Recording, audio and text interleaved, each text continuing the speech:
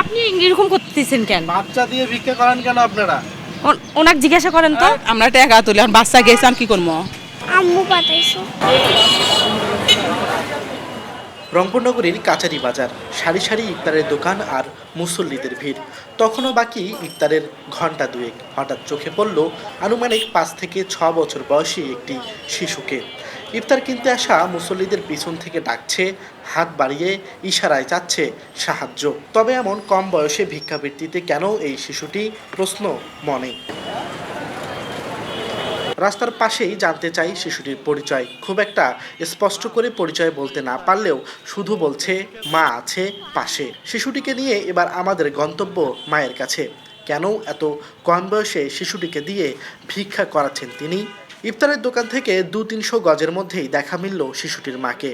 গিয়ে প্রথম প্রশ্ন, বাচ্চাকে দিয়ে কেন ভিক্ষাবৃত্তি? যদিও বা সহযোগিতাপূর্ণ আচরণ করেননি তিনি। মানুষ কিসের জন্য ভিক্ষা করে খায়? অভাবে পরে তো ভিক্ষা করে খায়। হাত পা আমার ঠিক আছে, আমার ভেতর কি সমস্যা আছে আপনি জানেন? হ্যাঁ, অনেক রকমের রোগ আছে, অনেক রকমের সমস্যা আছে। বাচ্চা ভিক্ষা করে দিছি না আমি, টাকা তুলে আমি। টাকা সাবার গেছেন, কি করা যাবে? বাচ্চা যদি বাচ্চা জিগাও কিসের গেল? আমি আম্মু পাঠাইছো। পাটা গায়ের মধ্যে নুডলস ছিটা দিবে রাখছে, গরিব মানুষের ঘরে কাছে মারিবার জন্য আমরা।